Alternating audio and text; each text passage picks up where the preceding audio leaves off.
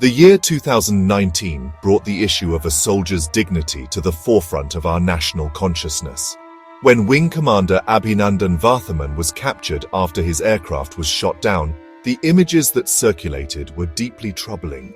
They showed a brave officer being handled roughly by a mob before being taken into custody. These visuals stood in stark contrast to the unwritten code of honor that binds soldiers across the world. A soldier, regardless of the flag on their sleeve, is a professional who has sworn an oath to their country. When they are captured, they are no longer an active combatant. They are a prisoner of war, deserving of protection, dignity, and respect under international law. This principle is not merely a suggestion. It is enshrined in the Geneva Conventions, a set of rules that civilized nations agree to follow even in the heat of conflict. These conventions state clearly that a prisoner of war must be treated humanely. They must be protected from violence, insults, and public curiosity. The act of parading a captured soldier for public display is a direct violation of this sacred trust. It is a moment where professionalism is lost and base instincts take over. For those of us who have served, seeing such a spectacle is painful, for it dishonors not just the captive, but also the captor. True military strength lies not only in victory on the battlefield, but in the magnanimity shown after the fighting stops. My own experiences in the wars of 1962, 1965, and 1971 have taught me that the true test of a soldier's character is how they treat a fallen or captured adversary. It is easy to be brave when you have the upper hand, but it takes a different kind of courage to show compassion to an enemy. The Indian Army has a long and proud tradition of upholding this ethos. We are taught that the uniform itself commands respect, no matter which nation it represents. It signifies a person who was willing to make the ultimate sacrifice for their people. This understanding must guide every action, ensuring that the humanity of a soldier is never forgotten, even when they are on the opposite side of a border. The events surrounding Wing Commander Varthaman served as a powerful reminder of why these rules exist. They are the fragile barrier that separates organized warfare from barbaric chaos. When a nation upholds these standards, it sends a message to the world about its own values and the professionalism of its armed forces. It demonstrates that its soldiers are not just fighters, but also guardians of a higher moral code. Every soldier knows that fate can be fickle on the battlefield. Today's victor could be tomorrow's captive. Therefore, treating a prisoner of war with dignity is an investment in the honor of all who serve. I'm often transported back to a specific night during the 1965 war, a memory etched permanently in my mind. I was commanding the Sardar post near Vigokot in the vast, desolate landscape of the Rann of Kutch. The air was thick with tension, and every shadow seemed to hold a threat. On the night of June 16th, that threat became real. Shouts and explosions suddenly shattered the silence. A Pakistani patrol had stumbled into a minefield laid by their own forces, a deadly trap for which we had no map. In the darkness, we could hear the cries of wounded men, their voices carrying across the no man's land, a raw and desperate plea for help that transcended nationality. My duty was clear. The men out there were enemy soldiers, armed and dangerous. Yet, they were also human beings in agony. I made a decision that went beyond the tactical playbook. Accompanied by my brave Sahayak, Kashmira Singh, and my wireless operator, Amrik Singh, I decided to venture into the minefield. We moved cautiously, our hearts pounding with every step, knowing that a single misstep could be our last. The risk was immense. The wounded soldiers could have easily opened fire on us, mistaking our intentions in the confusion and pain. But the sound of their suffering compelled us forward, guided by a duty that felt older and more profound than the conflict itself. Upon reaching them, we found 3 Pakistani soldiers, all seriously injured. Their leader was Major Kirch Khan Afridi. They were surrounded by the very danger their own side had created. Without hesitation, we began the delicate process of disarming them, securing a light machine gun, a pistol, and grenades. Their initial fear and suspicion were palpable, but we spoke to them calmly, reassuring them that we were there to help. I offered them water from my own canteen, a simple gesture that seemed to break through the barrier of war. In that moment, we were not Indian and Pakistani soldiers. We were just men on a dark, dangerous field, one group trying to save the other. Returning through the same treacherous minefield to fetch our medical officer was another perilous journey. The doctor, without a moment's hesitation, came with us to administer first aid. The soldiers' injuries were severe, and he confirmed that they needed immediate evacuation to a hospital for any chance of survival. One of their comrades had already perished in the minefield before we could reach them. The urgency was immense. We were in a race against time, not for a strategic advantage, but for the preservation of human life.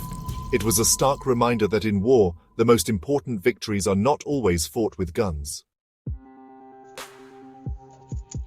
The effort to save the wounded Pakistani soldiers was fraught with sorrow and challenge. As we carried them back towards our post, a second soldier, a Naik, succumbed to his injuries. A profound sadness fell over me and my men. We had risked our lives to save them, and the loss of this man felt like a personal failure. We were moved to tears, a strange and powerful emotion to experience in the middle of a war zone. It showed that despite the conflict that divided us, our shared humanity connected us in a fundamental way. We had failed to save one life, which made us even more determined to save the remaining one, Major Afridi. Getting Major Afridi to a proper medical facility required extraordinary measures. He needed to be evacuated by helicopter, but calling in one of our own choppers would have been suicidal. It would have been shot down by Pakistani forces immediately. I realized the only way was to communicate with the enemy. I got on the wireless and made contact with the Pakistani commander on the other side, explaining the situation. I gave him my word that if they sent a helicopter to a designated spot to rescue their officer, we would hold our fire. It was a request built entirely on trust, a fragile commodity in wartime. To their great credit, they agreed. The Pakistani helicopter arrived as promised, and we watched as Major Afridi was carefully loaded and flown away to safety. He was later taken to the command hospital in Pune, where he received specialist medical care.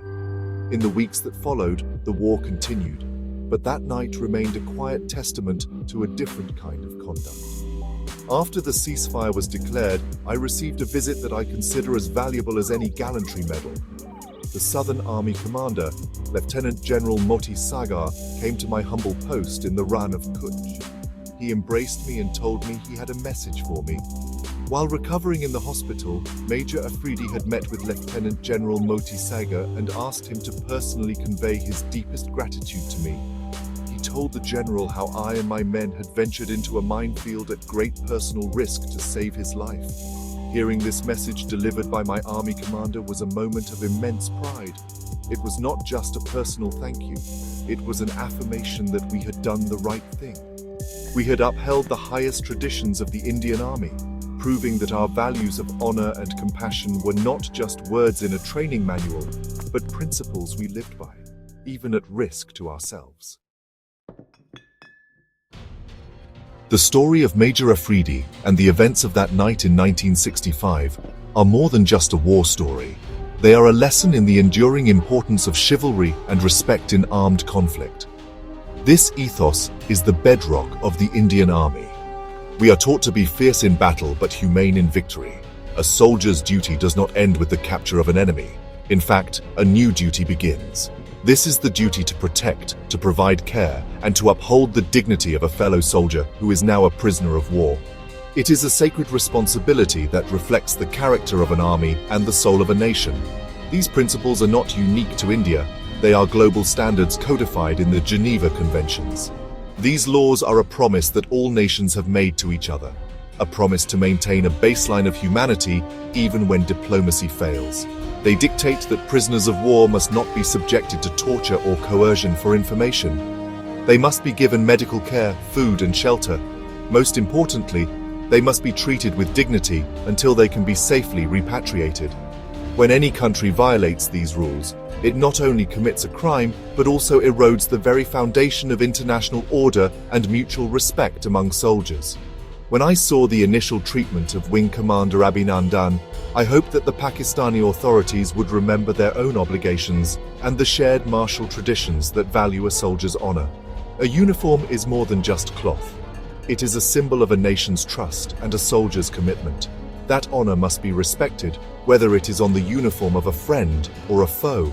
Every soldier, from the highest-ranking general to the newest recruit, must be trained to understand that their conduct towards a prisoner of war is a reflection of their own discipline and humanity. There is no glory in humiliating a captive. As we move forward in a world that remains turbulent, it is my fervent appeal to all nations and all armed forces to recommit to these fundamental principles. Let us ensure that the laws of war are not just words on paper, but are practiced with sincerity on the ground. The humane treatment of prisoners of war is the ultimate sign of a professional and honorable military. It is a legacy we must protect and pass down to future generations of soldiers. Let compassion and dignity be the final victors in any conflict, ensuring that even in our darkest hours, we do not lose our humanity.